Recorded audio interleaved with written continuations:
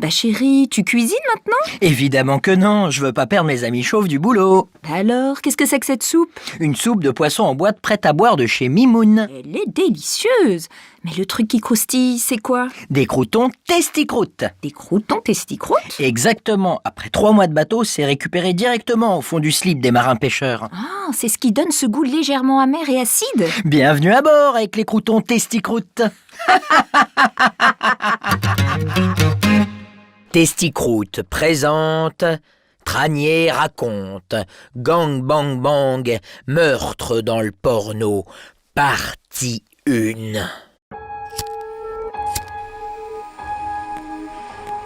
Nous sommes le 18 octobre 1976, jour de la Saint-Luc. D'ailleurs, ne lit-on pas au-dessus de la porte d'entrée du club libertin le switch QQ gravé en lettres d'or? À la Saint-Luc, une soirée réussie, faut qu'il y ait du mascarpone et du huc. Nous sommes donc le 18 octobre 1976, dans un salon parisien au style rococo. Le style rococo, pour ceux qui achètent leurs meubles sur rueducommerce.com, c'est quand on veut que son salon ressemble à celui de Louis XVI et qu'au final, on dirait juste un club libertin dans le 8e arrondissement. Dans le salon, plusieurs personnes s'affairent un peu partout. C'est une véritable fourmilière. Des personnes installent des projecteurs, d'autres déroulent du câble. Maximilien Tricard est technicien du milieu du cinéma. Oui, il fume des roulés, il a un pantacourt avec des poches sur le côté et des chaussures de marche, mais là n'est pas la question. Maximilien est actuellement en train de mettre une bobine de pellicule 35 mm dans une caméra pas encore prête à tourner. Il s'agit du premier jour de tournage du 2e long métrage de Steven Spielberg. Avec un nom pareil, vous vous doutez bien que si E.T. débarque au milieu du film, c'est pas son gros doigt qui va faire de la lumière. D'ailleurs, sur le plateau, les comédiens sont dans leur coin en train de se concentrer. Sur la droite, il y a Christian Valcheux, acteur X moustachu de 42 ans, qui, en attendant de commencer sa scène, est en train de se la frictionner tellement fort qu'un génie est sur le point de sortir de son sgeg pour lui demander 3 vœux. C'est son 237e film, c'est une sommité dans l'industrie du X. Les mains derrière la tête en il en est le pionnier. Un peu plus loin, sur la gauche, sa partenaire du jour, Alexia Garajab, est en compagnie de la coiffeuse plateau en train de se recoiffer les poils de dessous de bras en attendant le sèche-cheveux pour le brushing de sa toison fournière. Alexia Garajab est un peu tendue. Elle n'a que 32 tournages à son actif. Après tout, elle n'est pas dans le milieu du X que depuis 1 semaine et souhaite être à la hauteur de la légende de son partenaire. Lui, le pionnier des mains derrière la tête, le patron de l'expression faciale, Christian Valcheux, instigateur du grand classique, la leu avec un pied sur le visage. Sur le tournage, Simon Mahé, le preneur de son, a retiré son casque et cherche un Doliprane à tout prix. C'est son 3e tournage de la journée et il a entendu tellement de claquements de burnes aujourd'hui qu'il a l'impression d'avoir assisté au spectacle Riverdance pendant 7 heures.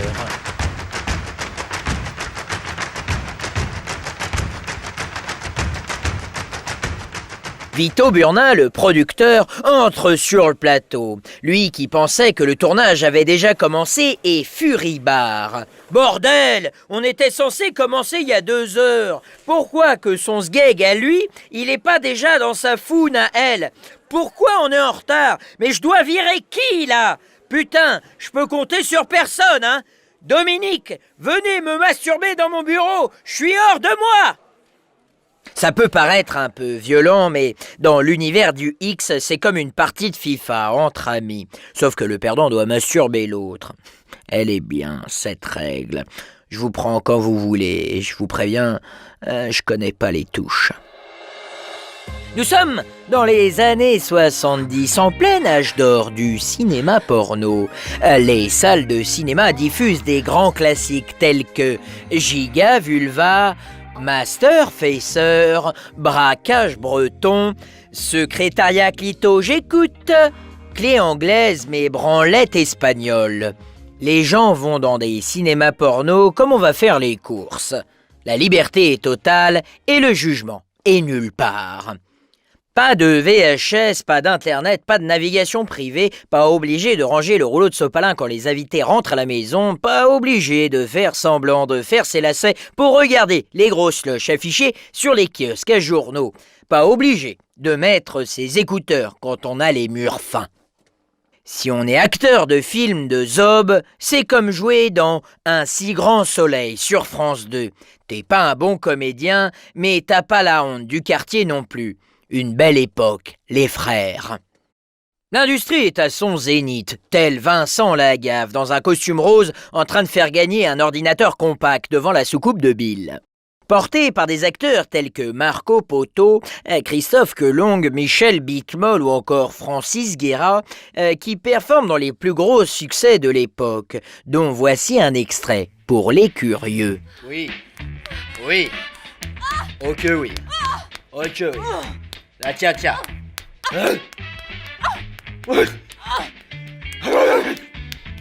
Tu apprécies.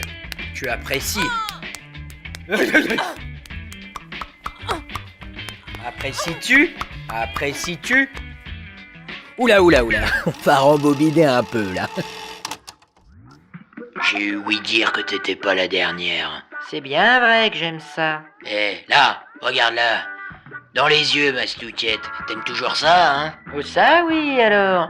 Ça me rappelle les Ferters originales. Enfin, les Ferters originales au chèvre miel, quoi. Tu peux continuer à la suçoter le temps que je retire mon pantalon pas de def et que je recoiffe mes rouflaquettes. Oui, parce qu'on est dans les années 70. Je vais te coller une pétée, ma grande. Ses plus grands succès ont tous été tournés par un seul et même génie du boulard en péloche. Le plus grand producteur de films porno de cette époque porte un nom, Vito Burna. Vito, excédé par le retard pris par le tournage de son film, est allé se faire s'essuie la moelleuse dans son bureau par Dominique, gestionnaire de paie. En effet, la pression est énorme car c'est son film à plus gros budget, 400 patates. Un film de Huxer sur la Révolution française. Ce film devait être le Full Metal Jacket de la Bouillave. De la Bouillave en premier plan, sur les côtés, dans le fond des scènes de bataille de Bouillave. Rien que là, je vous en parle, je suis tout dur, je fais de doigts de devenir batteur pour les Red Sox. Vito Burna n'est pas juste un producteur redoutable, il est aussi un hôte de soirée très réputé dans la capitale. Comédien, réalisateur, homme politique, chanteur, tous se bousculent aux soirées de Vito, organisées tous les premiers lundis du mois dans son hôtel particulier, les soirées Vito. Je pourrais bien vous raconter ce qui s'y passe, mais j'ai comme l'impression que vous avez déjà une petite idée de l'histoire. Pour faire simple, disons que quand la soirée se finit, ça prend un peu plus de temps au vestiaire. Alors, coupon numéro 2. Je suis désolé, mais il n'y avait pas de slip sur votre cintre, monsieur le ministre. Est-ce que vous êtes sûr que vous êtes venu avec ? La dernière soirée Vito en date était sur le thème au chic, bas choc. On dirait une soirée d'enculés d'HEC, mais à cette époque, c'était cool. Sa plus célèbre soirée était sur le thème station de métro. L'anecdote raconte que celui qui était venu déguisé en strapontin a eu beaucoup de mal à se débarrasser de l'odeur de vieux cul sur son torse. Mais quand on s'amuse, on se fixe pas de limite, sinon on reste chez soi. Alors oui, Vito était aimé d'un très grand nombre de gens du métier de la kiloute en feu, mais il avait aussi beaucoup d'ennemis, dont il parle vaguement dans un reportage qui lui était consacré sur Antenne 2, dont voici l'extrait. Producteur porno renommé et respecté dans le milieu de la pornographie, Vito Burna nous ouvre les portes de son hôtel privé pour cet entretien exclusif. Suivez-moi. Sì, entrare. Faites attention par terre, là. Hier, c'était le soirée Vito et ça glisse forcément. Vous cassez pas la gueule, hein. Régine, elle s'est cassée la gueule. Régine, pas la pizza, pas la Régine, Régine la chanteuse, là, la française. Vous avez vu sa gueule, c'est pour ça qu'il ne faut pas tomber ici. Là, on va prendre à droite. Ah là, c'est mon ami, je vous parle de lui, c'est le portrait de l'artiste français que vous aimez bien, là, Patrico Sebastiano. Voilà, là, on tourne à gauche, attention à l'armoire à God climatisée, ça c'est pour le dimanche. Voilà, ici, c'est la pièce principale. C'est ici qu'on pioche un peu l'inspiration. Ah, si, non, c'est ici qu'on fout le cul, hein, principalement. Je suis puissant dans le milieu parce que je suis le pionnier dans pas mal de domaines. Par exemple, avant, on ne faisait pas les gros plans sur la zone industrielle, tu vois, sur la zone entre la charte et les... Voilà. Avant, les gens ne savaient pas bien à quoi ça ressemblait, le trou de balle. J'ai dit, il faut filmer ça. Plus près, Marcello, vas-y, zoom, zoom, zoom. On me reproche aussi beaucoup de faire réécrire les scénarios. Mais vous imaginez un film porno sans dialogue? Bah, c'est merde, je ne sais même pas pourquoi les gens y baissent. Qui c'est qui va regarder ça? Mais moi, je disais, voilà, pourquoi pas les acteurs qu'avec des grosses gags, tant qu'il y est. Il faut un acteur de base, c'est les gens de la rue. Alors, et c'est comme faire si j'avais pas les actrices sans poils. Qui c'est qui se reconnaîtrait là-dedans? Un poisson, une dorade, une carpe, une truite, un saumon, un vongole, une baleine, et va fanculo. Ah non, pas les baleines. Ils ont déjà un énorme gag. J'ai déjà vu ça une fois. En fait, c'est comme la tôle de Pisa.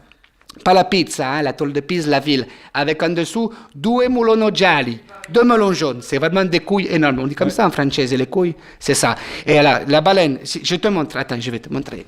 Ça parle de là, la sgeg. Hein. La sgeg de la baleine, ça parle de là. J'ai fait le tour de l'appartement.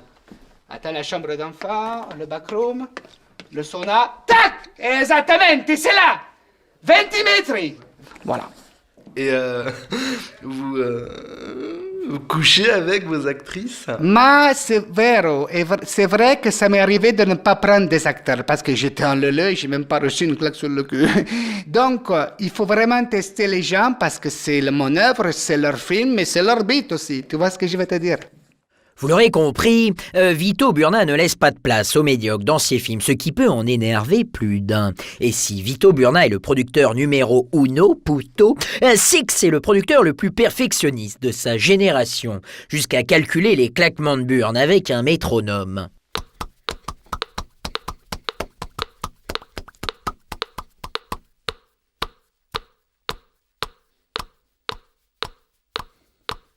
Seulement, voilà, un jour, alors qu'un assistant réal méprisé de tous sur le plateau car il était chauve sur le dessus avec une queue de cheval, se promène sur le plateau à installer le matériel pour le 2e jour de tournage de la superproduction de Vito, il découvrit un corps sans vie, le corps de Vito Burna, dont le visage semblait avoir été passé à tabac. Le technicien s'approche et se rend compte que Vito est encore vivant. Il se dépêche de traverser la salle pour appeler les secours au plus vite. C'est une question de vie ou de mort. Mais voilà, le technicien est... technicien. Il a donc des chaussures de marche et n'arrive pas à courir assez vite. Le temps de trouver un téléphone et que les secours arrivent, Vito est mort. Vito Burna, sommité du monde du porno, est décédé. Fidèle à lui-même, il a juste eu le temps de dessiner un énorme sgeg avec son sang, comme pour dire « le sgeg pour toujours et à jamais ». Celui qui croit qu'il s'agit d'un suicide est aussi bon enquêteur que le coach sportif dans Les Petits Mouchoirs et bon comédien. Bonjour Max, quel plaisir de te retrouver ainsi. Ça va toi ? Oh regarde, Eric est déjà en train de faire quelques pompes. Tu sais, c'est un cadeau qu'il est en train de faire à son corps et son corps va le remercier. J'espère vous retrouver dans la suite du film, non pas parce que je suis ami avec Guillaume, mais tout simplement parce que je joue bien. Qui a pu commettre ce crime sordide? Mais surtout, qui pouvait en vouloir à Vito Burna au point de vouloir lui ôter la vie? Un suspense haletant, dont j'ai l'impression de regarder les dernières minutes de La Carte au Trésor sur France 3. D'ailleurs, Cyril Ferraud, si tu crois une seule seconde que tu remplaceras Nathalie Simon dans le cœur des Français, tu peux te gratter le sac avec un pied de biche. Merci d'avoir écouté le podcast et n'hésitez pas à me suivre sur les réseaux sociaux, @BenjaminTranier, sauf si vous dites merci en vous joignant les mains.